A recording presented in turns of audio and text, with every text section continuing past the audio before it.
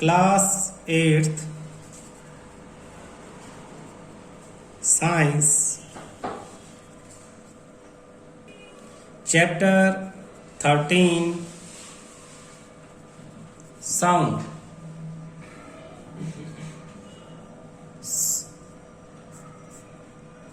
सबसे पहले साउंड। अब सबसे पहले तो साउंड की डेफिनेशन हमें पता होनी चाहिए। तो साउंड क्या है? Sound is a form of energy. Sound क्या है? एक एनर्जी की फॉर्म है। Which produces, which enable us to hear आप कह सकते हो, या सेंसेशन ऑफ हियरिंग आप कह सकते हो। Which produces sensation of hearing into our ears. Sound is a form of energy which produces sensation of hearing into our ears. अब नेक्स्ट हम अगर समझे तो हाउ साउंड प्रोड्यूसेस, एक क्वेश्चन की फॉर्म में हम इसे लिख लें, हाउ साउंड प्रोड्यूसेस। साउंड कैसे प्रोड्यूस होते हैं? तो आंसर क्या रहेगा इसका? इसे क्या आगे लिख लेते हैं, sounds are produces by vibrating objects. Vibrating objects, बिना वाइब्रेशन के साउंड प्रोड्यूस नहीं हो सकते। वाइब्रेटिंग ऑब्जेक्ट्स ही हमेशा साउंड प्रोड्यूस करती हैं। आप जो म्यूजिक सुनते हो वो भी स्पीकर वाइब्रेट करता है तो आपको सुनाई देता है। मैं बोलता हूं तो मेरे गले के अंदर वोकल कॉर्ड वाइब्रेट कर रही है। टेबल पे मैंने ऐसे पेन से टक टक टक टक ऐसे किया तो टेबल के अंदर वाइब्रेशन जनरेट हुए जिससे साउंड प्रोड्यूस हुआ। तो without vibration sound can not be produces. ठीक है। Next question, how sound produces in humans. इंसानों में साउंड कैसे प्रोड्यूस होता है भाई? अभी अभी मैंने बताया, sound produces in humans by vibrating. Sounds produces in humans by vibrating in voice box or vocal cord।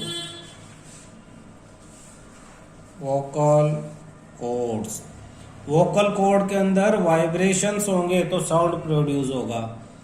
अब ये जो वोकल कॉर्ड है, थ्रोट, इसे हम थोड़ा सा अच्छी तरह से पढ़ लेते हैं। तो सबसे पहले इसमें समझने के लिए हम क्या समझें, आप अपने थ्रोट को देखो, थ्रोट कहाँ है वो आपको पता होना चाहिए। जब आप थ्रोट को टच करोगे तो आपको कुछ थोड़ा सा पर्टिकुलर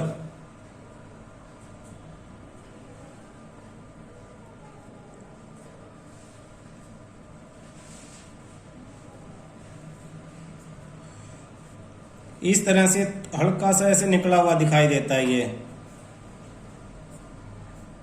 ये पोर्शन, ये तो ये थ्रोट है। इस थ्रोट के अंदर है क्या? यहाँ पे वॉइस बॉक्स रखा हुआ है। इसके अंदर क्या है? हमारा वॉइस बॉक्स है। ठीक है। तो sound is produced vibrating in vocal cord. कौन प्रोड्यूस करता है? वॉइस बॉक्स प्रोड्यूस करता है। इस वॉइस बॉक्स को साइंस में हम कहते हैं लैरिक्स।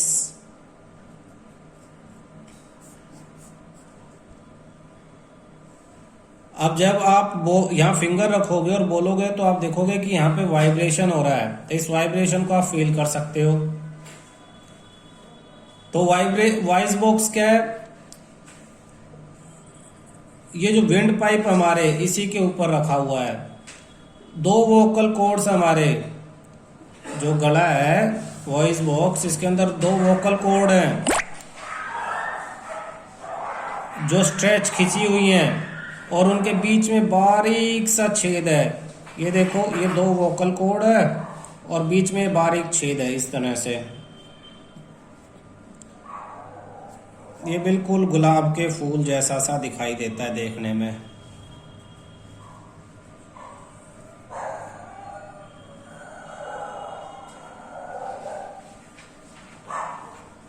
इस तरह से ये बीच में ये जो छेद दिखाई दे रहा है, ये वाला स्लिट, इसे स्लिट कहेंगे, स्लिट। इसी में से जब एयर पास होगी कंट्रोल्ड अमाउंट में तो साउंड प्रोड्यूस होगा और वाइब्रेशंस जनरेट होंगी। ठीक है, आपको मालूम होना चाहिए साउंड अगर यहाँ प्रोड्यूस हो रहा है, सपोज आपके पास ये कोई स्पीकर या इसमें से साउंड निकल रहा है और यहाँ आपके कान है, तो साउंड को यहां से यहां आने के लिए किसी मीडियम की जरूरत होती है, मीडियम। तो पॉइंट क्या है याद करने का, sounds needs a material medium to transport from one place to another. एक जगह से दूसरी जगह जाने के लिए साउंड को मीडियम की जरूरत है। मीडियम में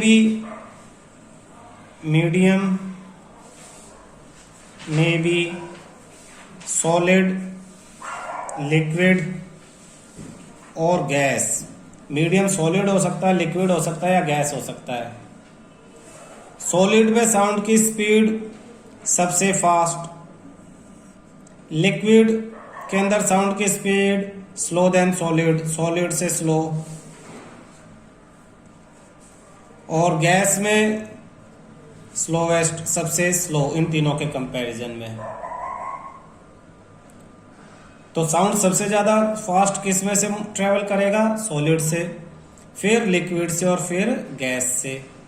इसके ऊपर क्वेश्चन कैसे आ जाएगा, इसके ऊपर क्वेश्चन आ जाएगा ट्रेन आ रही है या नहीं आ रही है। ट्रेन की आवाज सुनने के लिए जो ट्रेन ट्रैक है, ट्रैक पे जो कान लगा के, कई लोग ट्रैक पे कान लगा के सुनने की कोशिश करते हैं कि ट्रेन की आवाज जो है वो सुनाई दे जाए। क्यों? क्योंकि एयर के कंपैरिजन में सॉलिड ट्रैक से साउंड जल्दी आता है। सॉलिड ट्रैक से जो साउंड है वो फास्ट आएगा और एयर से जो साउंड है वो स्लो आएगा। तो आप ऊपर खड़े हो तो आवाज आपको तक नहीं पहुंच पा रही होगी, तो ट्रैक पे आवाज लगाओगे तो ट्रैक से आवाज आप तक जल्दी पहुंच जाएगी। लेकिन ऐसा करना खतरनाक हो सकता है। पता लगे कि आप ट्रैक पे सुनने के लिए ट्रैक पे कान लगाया और ट्रेन ऊपर से निकल गई। ठीक है, तो ऐसा ना करना। ये इमरजेंसी केस में जब दूर तक ट्रेन दिखाई ना दे रही हो तब करना होता है। और ऐसा भी ध्यान रखना, कभी कोहरे की वजह से, धुंध की वजह से ट्रेन ना दिखाई दे रही और तुम कान लगा लो ट्रैक पे, तो कुछ बच्चे ऐसा कर सकते हैं। ध्यान रखें इस चीज का। तो इस पूरे में हमें समझ में क्या आया कि साउंड को ये ध्यान रखना कि एक जगह से दूसरी जगह जाने के लिए मीडियम की जरूरत होती है। अच्छा, एक टॉपिक ध्यान दो कि ऊपर वही आसमान में बड़ी सारे चीजें होती रहती हैं, ब्लास्ट होते रहते हैं, बड़े बड़े पत्थर आपस में टकराते रहते हैं, तो उनसे आवाज भी बहुत होती है। इतनी तेज आवाज होती है कि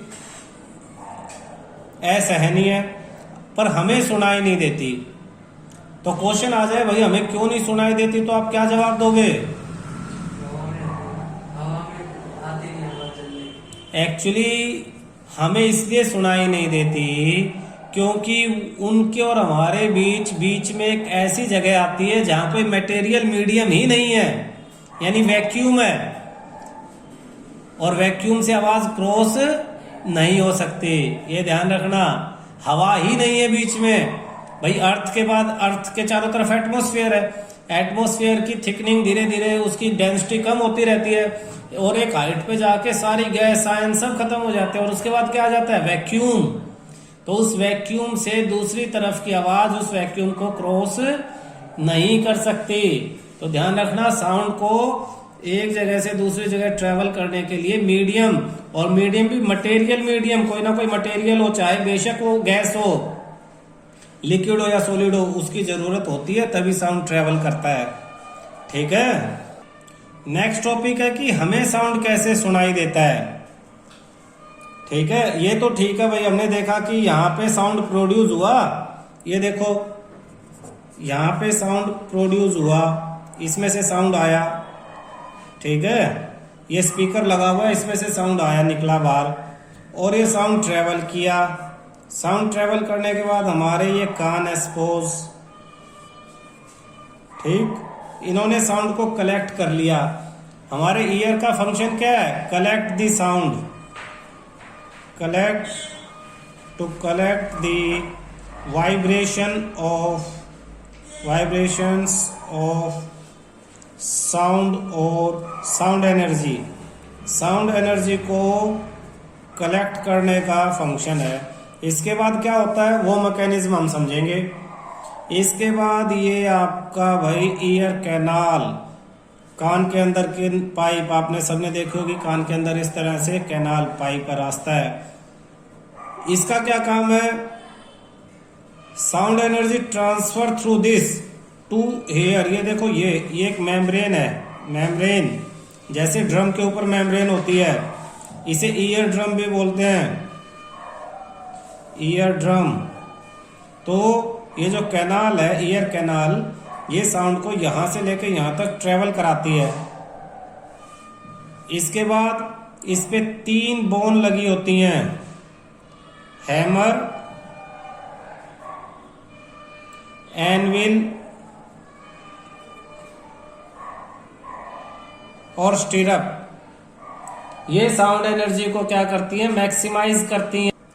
तो ये साउंड एनर्जी को जो वाइब्रेशंस हैं ये उन्हें मैग्नीफाई करती हैं, बोन्स, 3 बोन्स, और उसको एक ओवल विंडो, कोचिलिया, इसका नाम है कोचिलिया, इसके अंदर लिक्विड है, उन वाइब्रेशंस को बढ़ा के मैग्नीफाई करके इसमें इस ओवल विंडो के थ्रू इस लिक्विड में सेंड कर देती हैं। ये लिक्विड मैकेनिकल वेव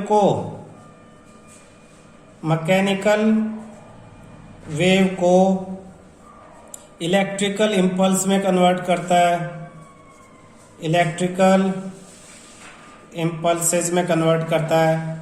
और इन इलेक्ट्रिकल इंपल्स को ये हमारी जो ऑडिटरी नर्व है, ये नर्व ये ब्रेन तक भेजती हैं, टू ब्रेन। तो इस तरह से मैकेनिकल वेव को इलेक्ट्रिकल इंपल्स में करके पहले कलेक्ट किया जाता है, ईयर ड्रम उसके अकॉर्डिंग वाइब्रेट करता है, वाइब्रेशन को ये 3 बोन मैग्नीफाई करती हैं, कोचिलिया में सेंड करती है ओवल विंडो के थ्रू, कोचिलिया मैकेनिकल वेव को इलेक्ट्रिकल इंपल्स में कन्वर्ट करता है, और ये जो नर्व है ऑडिटरी नर्व उसे सिग्नल को ब्रेन तक सेंड कर देते हैं। पूरा मैकेनिज्म है। ईयर को 3 पार्ट्स में डिवाइड किया गया, आउटर, मिडल और inner. Outer, middle and inner ear.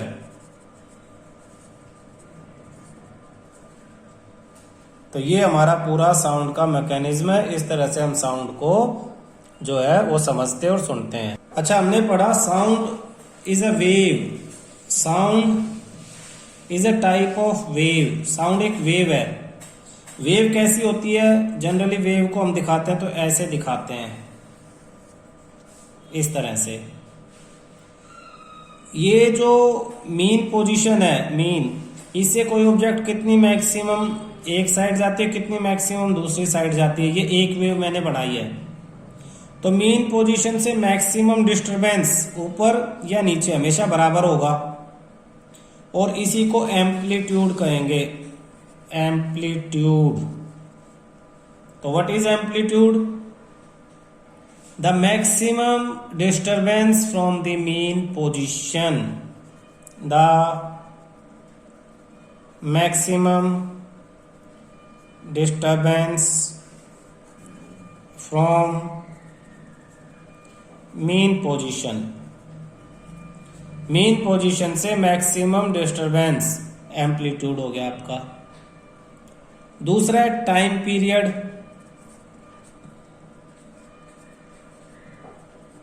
तो टाइम पीरियड किसे कहेंगे? एक वेव कंप्लीट होने में जितना टाइम लेती है उसे टाइम पीरियड कहेंगे। Time taken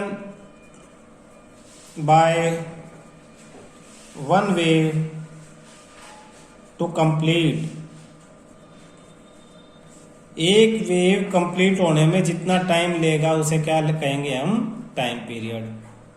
time period it is calculated in second, it is calculated in seconds, second इसकी एसआई यूनिट है। थर्ड जो आप पढ़ोगे frequency,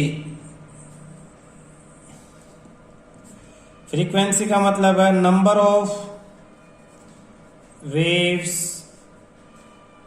number of wave completed per second, completed per second। एक सेकंड में जितनी wave complete होती हैं तो उसे फ्रीक्वेंसी कहेंगे।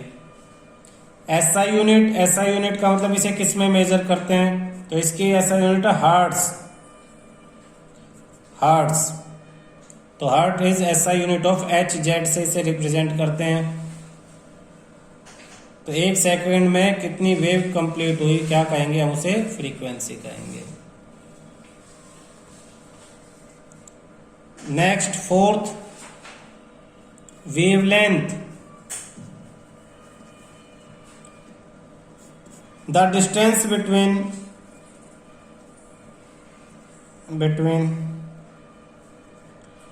two consecutive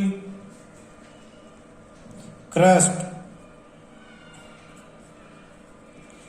और ट्रफ। ये देखो, ये दो ऊपर पॉइंट है, ये टॉप का पॉइंट, अगली वेव फिर शुरू होगी इसका टॉप, तो इस टॉप और इस टॉप के बीच का जो डिस्टेंस है उसे वेवलेंथ कहेंगे।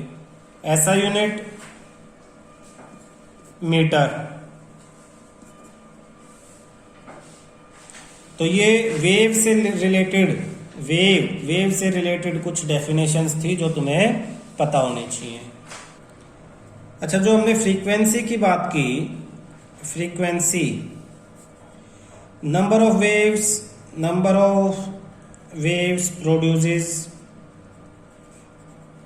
इन 1 सेकेंड, 1 सेकेंड्स। एक सेकंड में जितनी वेव प्रोड्यूस की उसे फ्रीक्वेंसी का। फ्रीक्वेंसी या तो हाई होगी या लो होगी, तो हाई फ्रीक्वेंसी और लो फ्रीक्वेंसी। हाई फ्रीक्वेंसी मतलब ज्यादा वेव प्रोड्यूस हुई पर सेकंड, और ये कम वेव प्रोड्यूस हुई। तो जो हाई फ्रीक्वेंसी का साउंड होता है, ऐसे साउंड को हम श्रिल, तीखा साउंड, हाई पिच का साउंड कहते हैं। जैसे गर्ल्स की जो आवाज होती है, गिटार की आवाज है, वायलिन की जो आवाज है, उन सब की फ्रीक्वेंसी जो है वो हाई है। तो हम साउंड को क्या कहेंगे? Shrill sound, shrill sound. अगर लो फ्रीक्वेंसी है तो हम कहेंगे इसे लो पिच, इसको हम कहेंगे लो पिच साउंड। जैसे लो पिच में एग्जांपल हम ड्रम को जो वाइब्रेट करेगा तो इसका आवाज जाएगी तो दूर तक, लेकिन इसकी फ्रीक्वेंसी लो है, अब ये तीखा नहीं है। तो ड्रम के वाइब्रेशन लो पिच, और गिटार, सितार, अच्छा बॉयज की आवाज लो पिच, और गर्ल्स की आवाज high pitch, high frequency, high pitch. लड़कियों की आवाज हाई पिच, लड़कों की आवाज लो पिच। लड़कों की आवाज बेशक दूर तक जाए, वो अलग केस है, लेकिन फ्रीक्वेंसी कम है। तो इन चीजों का रिलेशन आप आपस में समझ के रखना। हमने थोड़ी देर पहले एम्पलीट्यूड की बात की थी। एम्पलीट्यूड, जैसे ये वेव है तो ये वाला जो डिस्टेंस है ये मैक्सिमम डिस्टरबेंस, मान लो ये ड्रम, कोई ड्रम है या ये कोई धागा है, इसको खींचेंगे तो एक बार ये ऊपर यहाँ जाएगा और एक बार नीचे यहाँ जाएगा, सितार वगैरह का, तो ये कितना डिस्टेंस ट्रेवल करता है, ये एम्पलीट्यूड है। ड्रम है, ड्रम को बीट करेंगे तो उसकी मेम्ब्रेन आगे पीछे होगी, तो कितना आगे पीछे होगी, वो वेव एम्पलीट्यूड है। तो एम्पलीट्यूड पे क्या डिपेंड करता है, एम्पलीट्यूड पे डिपेंड करता है लाउडनेस ऑफ साउंड। तो एम्पलीट्यूड पे डिपेंड क्या करेगा, loudness of sound depends on the amplitude. तो आप लिखोगे loudness of sound depends on amplitude. If amplitude is large, the sound produced is loud। अगर एम्पलीट्यूड ज्यादा है तो साउंड भी लाउड प्रोड्यूस हो रहा है। अगर एम्पलीट्यूड स्मॉल है, एम्पलीट्यूड स्मॉल है तो क्या होगा, feeble sound. Feeble sound, feeble मतलब धीमा, धीमा साउंड। तो high amplitude loud sound, low amplitude small amplitude धीमा साउंड। तो एक तो एम्पलीट्यूड का रिलेशन आप ध्यान रखना और एक फ्रीक्वेंसी का, ये दो रिलेशन साउंड से रिलेटेड बहुत इंपॉर्टेंट है आपके लिए, ठीक है। अच्छा, दो साउंड वेव बना के दिखाता हूं मैं। ये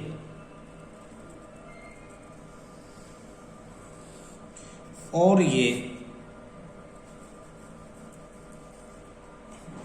मैंने एक ही वेव बनाई है। तो ये वेव क्या आपको दिखाती है, ये दिखाती है कि हाई एम्पलीट्यूड, हाई एम्पलीट्यूड ये शो करती है एक पॉइंट, और दूसरा ये क्या करती है, less frequency, low frequency, low frequency, frequency इसकी कम है। देखो इतनी दूर में एक ही वेव, एम्पलीट्यूड ज्यादा है, ये देखो, ये देखो, ये दूसरी वाली लो एम्पलीट्यूड, लो एम्पलीट्यूड, और हाई फ्रीक्वेंसी, हाई फ्रीक्वेंसी, इसकी फ्रीक्वेंसी ज्यादा है, बहुत सारी वेव कंप्लीट हो गई हैं। तो हाई एम्पलीट्यूड मतलब लाउड साउंड, कैसा, loud sound. Low amplitude feeble sound, feeble sound. और लो फ्रीक्वेंसी, लो फ्रीक्वेंसी का मतलब क्या है कि low pitch, low pitch. High frequency high pitch, high pitch. अगर हम कहें कोई एग्जांपल दो, ऐसा साउंड जो लाउड तो है लेकिन पिच कम है, ऐसा साउंड जो फीबल तो है लेकिन फ्रीक्वेंसी ज्यादा है, तो हम इसको कह सकते हैं ड्रम की आवाज, ड्रम और बॉय लड़कों की आवाज। अगर कोई लड़का चिल्ला रहा है, जोर से चिल्ला रहा है, तो साउंड तो लाउड है लेकिन उसकी फ्रीक्वेंसी कम रहेगी। ऐसे ही ड्रम, बहुत जोर से आपने ड्रम बजाया, दूर तक सुनाई दे रहा है लेकिन फ्रीक्वेंसी कम है। और इधर गिटार, गिटार, वायलिन, तो इस तरह के साउंड। और दूसरा गर्ल, लड़कियों की आवाज। तो ये दो फीबल साउंड, धीमा, लड़की बड़े आराम से बोल रही है दूसरी के कान में, तो आवाज तो कम है लेकिन फ्रीक्वेंसी ज्यादा है। तो ये ध्यान रखना, इस तरह से आप इन्हें पहचान सकते हो। अच्छा, एक चीज और, हम हर तरह के साउंड को नहीं सुन सकते। वाइब्रेटिंग ऑब्जेक्ट, ये पेन है, आगे पीछे जा रहा है यानी वाइब्रेशन हो रहा है, लेकिन हम कितने वाइब्रेशंस, किस लेवल के साउंड को सुन सकते हैं? तो टॉपिक हम जो करेंगे वो है Audible, Audible and in Audible sound. Audible, अगर आपकी 20 वाइब्रेशंस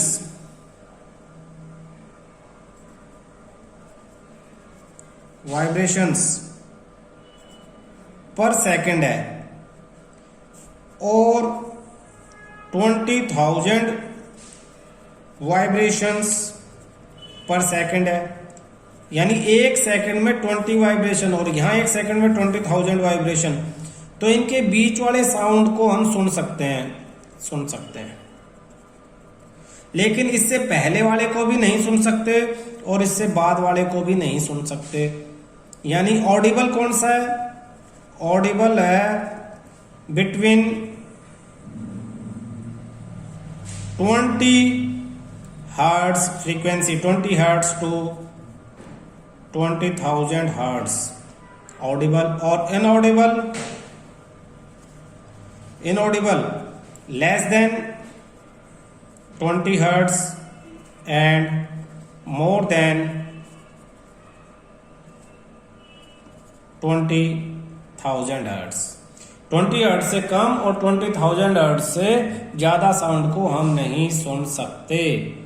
20 हर्ट्ज से कम और 20,000 हर्ट्ज से ज्यादा को हम नहीं सुन सकते, इसके बीच वाले साउंड को ही हम सुन सकते हैं, ये ध्यान रखना। लेकिन कुछ एनिमल्स हैं जो हाई फ्रीक्वेंसी को भी सुन लेते हैं। Dogs can hear sounds of frequency higher than 20,000 hertz. 20,000 hertz से ज्यादा की फ्रीक्वेंसी को भी डॉग जो है वो सुन लेते हैं। व्हेल्स वगैरह 20 हर्ट्ज से कम फ्रीक्वेंसी को भी सुन लेते हैं। व्हेल्स, राइनोसॉर्स, तो कुछ जानवर 20,000 से ज्यादा को सुन लेते हैं, कुछ 20 हर्ट्ज से कम को सुन लेते हैं। तो ये दूसरे जानवर से हमारी कैपेबिलिटी क्या है? 20 से 20,000 हर्ट्ज के बीच की फ्रीक्वेंसी को हम सुन सकते हैं। इसी के अकॉर्डिंग हमने नॉइज को पढ़ना। Noise, what is noise? शोर क्या है? जो हमें सुनने में पसंद ना हो। तो unpleasant to hear, the sound which is unpleasant to hear. तो अनप्लीजेंट साउंड्स लिख लो, sounds to hear is called noise, उसे ही हम शोर नॉइज कहेंगे।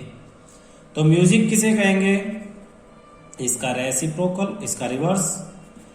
The sound which is pleasant to hear, the sounds which are pleasant to hear, जो हमें प्लीजेंट यानी पसंद हो, अच्छा लगे, और अनप्लीजेंट जो पसंद ना हो, जो अच्छा ना लगे। तो जो अच्छा ना लगे वो नॉइज और जो अच्छा लगे वो म्यूजिक। इसकी लाउडनेस से कोई रिलेशन नहीं है। नेक्स्ट टॉपिक तुम्हारा noise pollution. Noise pollution, what is noise pollution? Presence of excessive और unwanted sound, the presence of excessive or unwanted sound in the environment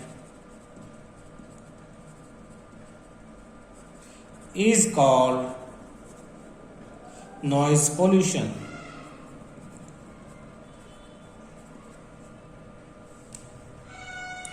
ये करता क्या है? इसके प्रॉब्लम्स क्या है? नुकसान क्या है? It can cause many health related problem.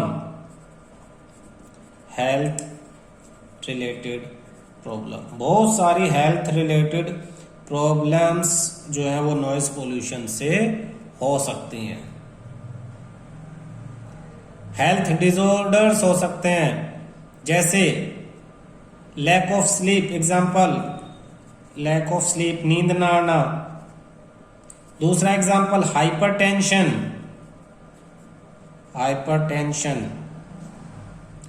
High blood pressure से, एनेक्साइटी परेशानी, दिल खराब होना, होता नहीं है जी, दिल खराब हो गया, एनेक्साइटी, परेशान हो रहे हो।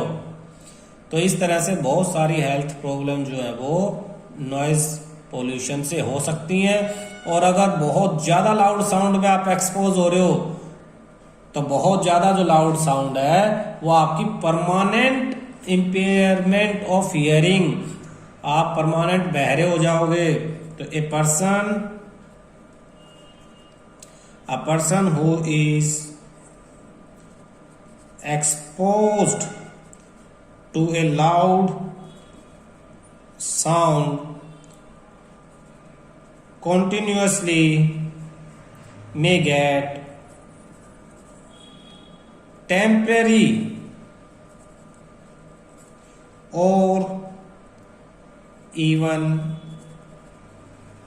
permanent impairment of hearing.